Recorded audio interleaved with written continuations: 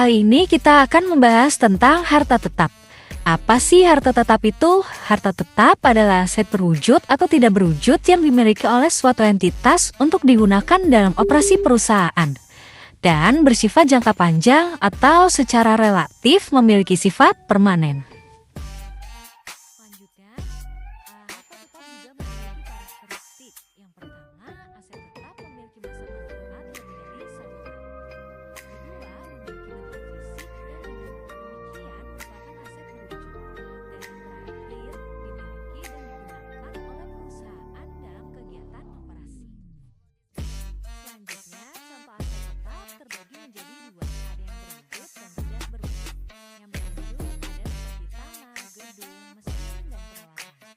Nah, untuk aset tetap yang tidak berwujud, yaitu berupa harta, mark kita, mark dagang, dan goodwill. Goodwill ini merupakan aset jangka panjang yang berguna dalam kegiatan operasi perusahaan dan tidak diperlukan untuk dijual. Selanjutnya adalah biaya perolehan aset tetap. Jadi biaya ini adalah biaya yang dikeluarkan untuk mendapatkan aset hingga suatu tempat di mana. Terdapat dua biaya, yaitu pengeluaran pendapatan dan pengeluaran modal. Selanjutnya adalah biaya aset tetap. Yang pertama, pengeluaran pendapatan. Jadi, biaya ini adalah biaya yang dikeluarkan biasanya untuk pemeliharaan atau perawatan rutin yang dilakukan oleh perusahaan.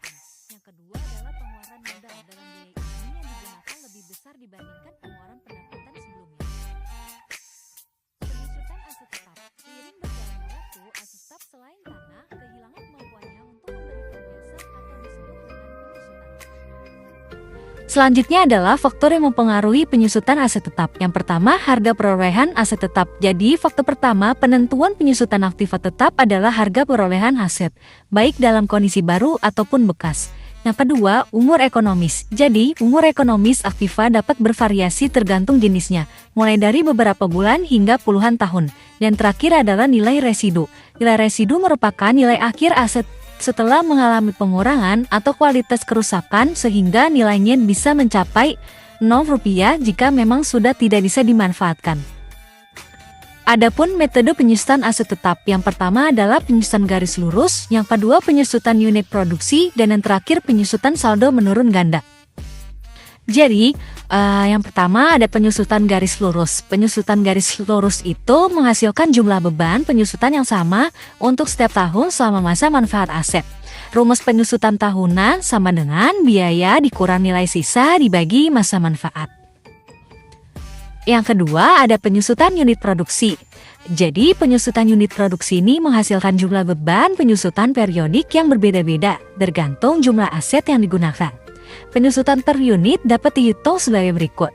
Penyusutan per unit sama dengan biaya dikurangi nilai sisa dibagi total unit produksi. Nah, untuk menghitung beban penyusutan adalah penyusutan per unit dikali total unit produksi yang digunakan. Nah, yang terakhir ada penyusutan saldo menurun ganda.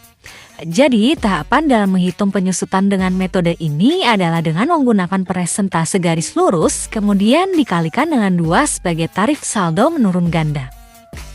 Nah, selanjutnya di sini ada contoh soal penyusutan. Yang pertama, peralatan dibeli pada tanggal 1 Januari dengan data sebagai berikut.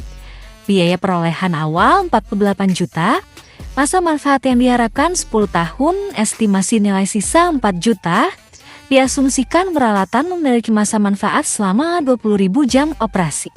Sepanjang tahun, peralatan beroperasi selama 4.200 jam. Maka perhitungan penyusutan dengan menggunakan metode garis lurus, unit produksi dan saldo menurun ganda adalah. Nah, jadi cara menjawabnya adalah untuk penyusutan garis lurus tahunan itu tadi 48 juta dikurangi dengan 4 juta lalu dibagi 10 tahun akan menghasilkan 4.400.000. Selanjutnya ada cara menghitung penyusutan unit produksi untuk tahun ini, itu dengan cara 48 juta dikurangi 4 juta dibagi dengan 20.000 jam.